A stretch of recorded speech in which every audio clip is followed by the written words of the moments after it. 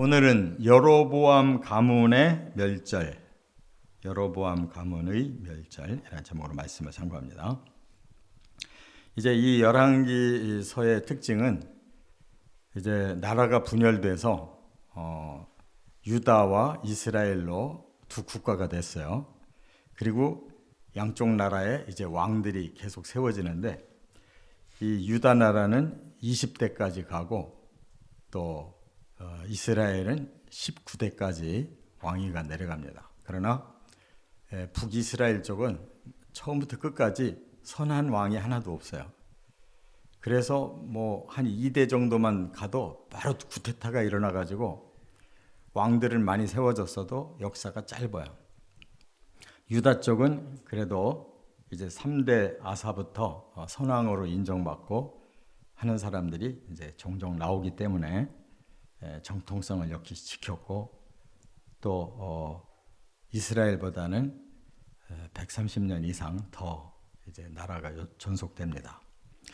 그런데 이렇게 왔다 갔다 그 양쪽 왕들의 상황을 말씀하고 있습니다.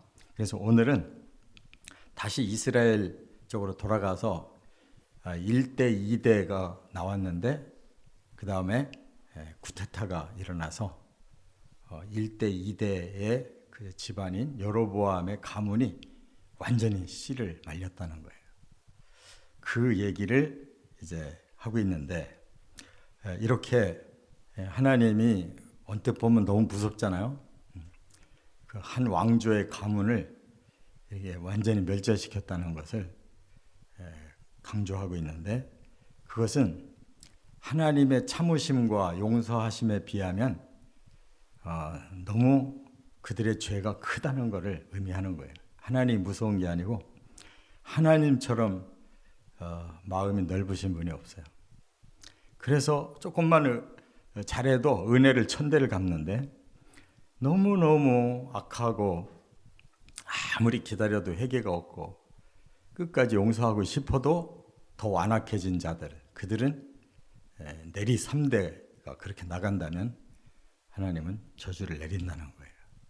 그것도 3대밖에 안 내리는 것을 보면 하나님은 너무 마음이 크시고 사랑이 많으신 분이라는 걸 우리가 전제로 해야 이 성경이 깨달아져요. 그래서 오죽 이제 하나님의 여로보암의 가문을 아예 씨를 말리는 내용이 왜 그럴까를 생각해 봐야 된다는 거예요. 첫째, 25절, 26절에 보면 이스라엘을 범죄케 한 죄 때문이다 그랬어요. 이 처음 왕인 이 여로보암이 하나님 앞에 사실은 굉장히 기대감을 드리는 사람이었어요. 이 여로보암은 솔로몬의 신하였는데 그래도 이빠른 소리를 해서 솔로몬을 바르게 좀 끌고 가고 싶었는데 솔로몬이 타락하니까 그냥 이런 사람들을 미워한 거예요. 그래서 여로보암이 애굽으로 망명을 했다가 솔로몬이 죽으니까 돌아와서 이미 전 백성들이 이 사람에게로 기울어져 있어요. 그리고 하나님도 너를 왕으로 세울 테니까 내 말을 잘 듣고 하나님 나라를 회복해라 라는 귀한 사명을 주셨는데 그가 10집 하나 끌어들여서 이스라엘이라는 이름까지 가져가서 하나님이 정말 기대를 한 나라가 됐는데 시작하자마자 베델과 단 자기들 나라의 남쪽 끝과 북쪽 끝에다가 금송아지 우상 만들어 놓고 이게 여호와를 섬기는 거다 하고 억지를 부리며 평생을 그렇게 우상 숭배를 하다가 하나님이 더 이상 참을 수가 없어서 22년 기다렸는데 안 되니까 죽였단 말이에요. 그런데 둘째 아들 나답이 둘째 그 왕으로 아들 나답이 됐는데 똑같은 짓을 하는 거예요. 그러니까 바로 칠 수밖에 없는 겁니다. 그래서 이 이스라엘을 범죄한 죄라는 게 뭐냐면 이스라엘은 하나님의 백성이잖아요. 그런데 바로 여로보암, 나답 이 왕들이 하나님의 백성을 전부 다 타락시켰다는 거. 이걸 하나님이 참으실 수가 없는 거예요. 믿고 맡겼더니 그가 요셉의 자손이니까 또 찾아 에브라임의 그 집안이니까 하나님이 너무너무 기대를 했는데 이렇게 대실망을 했고 오히려 10지파를 타락시켰으니까 그 죄가 얼마나 크냐 말이에요. 하나님의 생각을 그냥 다 뒤집어 버린 사람이 솔로몬에 이어서 여로보암이란 말이에요. 이렇게 하나님이 정말 참으실 수 없는 것은 뭐 하나님이 자존심이 상해서가 아니에요. 하나님은 한 분밖에 없는데 가짜 신들을 이렇게 하나님 백성들에게 퍼뜨려 가지고 완전히 망할 짓을 했으니까 그들 집안도 망할 수밖에 없다 그 말입니다. 이처럼 우리가 생각하는 것보다 하나님은 어떤 신을 믿느냐를 아주 중요하게 여기셔요. 왜냐하면 하나님이 창조자시고 하나님이 구원의 주체신데 그 두 가지 사실을 다 망각하고 오히려 가짜 신을 믿고 또 그 구원을 없이 여기고 이러면 더 이상 사람들이 살아날 길이 어디 있냐고. 하나님이 주신 창조와 구원밖에는 다른 길이 없는데 결국 가는 길이 있다면 사탄에게 속아서 사탄을 영원히 멸망하려고 만드신 지옥으로 끌고 들어가는 것밖에 없거든요. 그런데 사람들은 이 세상 것을 보고 훨씬 사탄을 좋아해요. 세상은 적당히 거짓말도 해야 되고 세상은 욕망도 좀 누려야 되고 세상은 어떻든지 내가 살아있는 동안에 뭐 잘 돼야 되고 이렇게 사탄이 가르쳐 놓으니까 이 세상에 와서 사람들은 전부 대대로 속는 거예요. 그것을 끊어야 된다는 말씀인 줄 믿으시 바랍니다. 그래서 우리가 믿게 됐으면 기적이잖아요. 우리 자손들에게 복음이 내려가야지. 우리 한 대만 하고 다시 또 사탄의 자식들로 넘어간다면 이것처럼 안타까운 일이 어디 있냐고. 그러니까 우리가 눈물 뿌려서 평생을 우리의 눈을 감기 전에 그 영적인 계보가 이루어지도록 죽어도 기도는 쉬면 안 되고 영혼 구원을 포기하면 안 된다 이 말이에요. 이게 그렇게 큰 죄예요. 두 번째 27절 28절에 보면 바사의 반역 때문이다 그랬어요.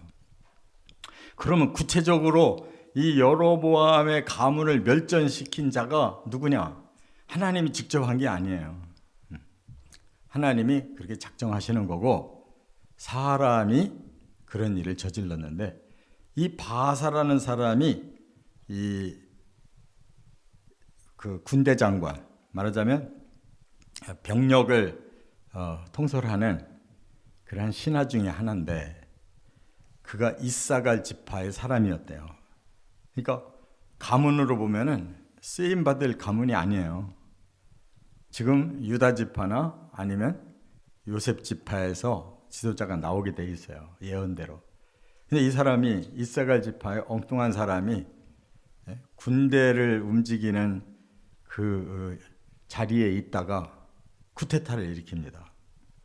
그래서 전쟁을 나간다고 나가놓고서는 전쟁을 하지 않고 돌아와가지고 그 나답 왕을 죽이고 여로보암의 자손을 싹 씨를 말려서 죽여버렸어요. 그래서 결국은 그도 불행한 자가 되고 여로보암의 자손도 불행한 자가 된 거예요. 둘 다. 이 사람은 뭐가 문제냐? 바로 쿠데타를 일으켰다는 거예요. 자기 왕을 배신하고 쿠데타를 일으키고 또 자기가 이제 야심을 가지고 자기 가문을 세우기 위해서는 이전 그 왕족이 있으면은 또 다시 나중에 골치 아파지니까 왕족을 싹 찾아가지고 씨를 말려버렸다. 그러니까 그는 그의 죄를 또 받는 거예요. 예수님이 그러셨죠. 마태복음 26장에 겟세마네에서 기도하시고 나니까 가룟 유다가 끌고 온 군사들이 잡으려고 하니까 베드로가 칼을 휘둘렀어요. 그랬더니 칼을 가진 자 칼로 망하는 거다 하고 말리고 귀를 다시 붙여줘요. 그럼 뭐예요? 아니 예수님이 자기를 위해서 지금 베드로가 용감하게 칼 들고 막아주려고 하는데 왜 그런 소리를 했느냐? 크게 보면 결국을 칼을 가지면 칼은 사람을 죽이는 거고 죽이면 벌이 따르는 거란 말이에요. 그래서 사람 살아가는 것도 하나하나 법이 있는 건데 이렇게 쿠데타를 일으키는 그것은 사람을 아주 업수히 여기고 사람을 죽이는 죄이기 때문에 하나님 용서치 않는다는 거예요.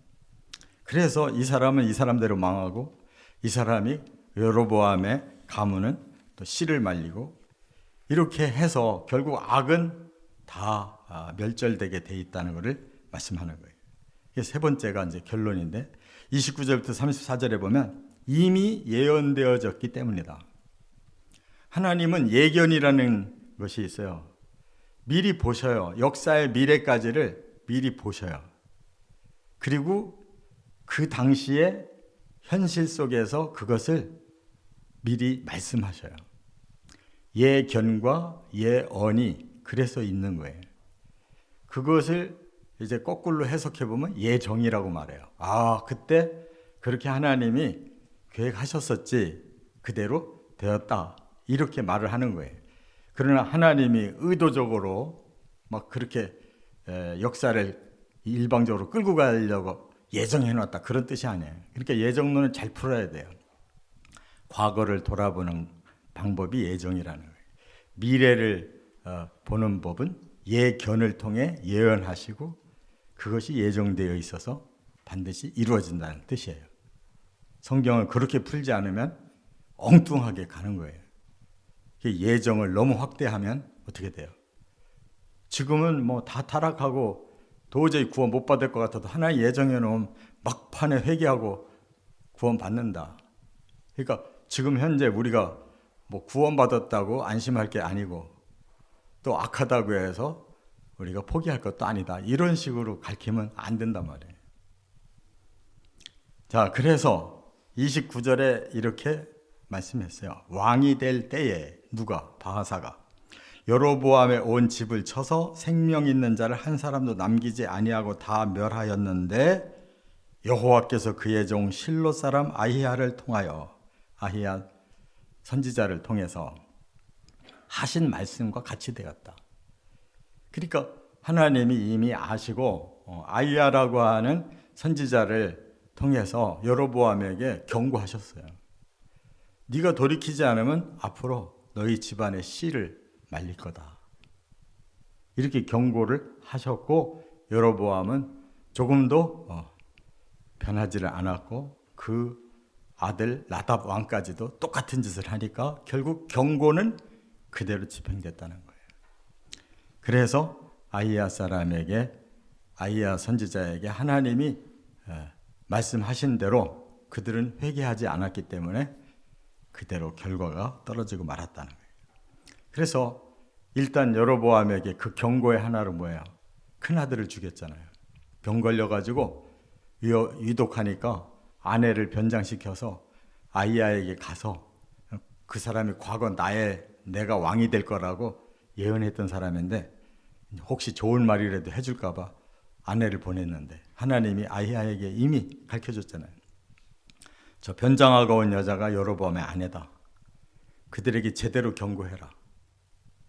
경고하고 그들이 돌이키지 않으니까 요 말씀대로 되었다. 그런 뜻이에요. 그러니까 우리는 이처럼 하나님이 무서운 하나님이어서가 아니에요. 오죽하면 큰아들을 병 걸려서 죽게 하면서 경고하고 그리고 또 2대 왕을 세울 때 또 이렇게 경고하고 하는데도 끝까지 돌이키지 않아서 결국 그렇게 된 것이다 하는 말씀이에요. 여러분, 이 하나님의 말씀은 지금까지 흘러온 역사를 이 성경에 담았잖아요. 이 역사는 어느 역사책보다도 사실이에요. 성경이 훨씬 더 정확하게 기록을 했어요. 이게 세계사는 다 이긴 자가 쓴 책이에요. 그렇기 때문에 진자들은 다 그냥 묻혀서 다 악한 사람으로 끝났고, 이긴 자들은 세계를 이끌어간 훌륭한 자들이라고 다 떠벌려가지고 만들어 놓은 가짜 책이에요. 세계사는 영웅들, 그래서 영웅이 나오는 거예요.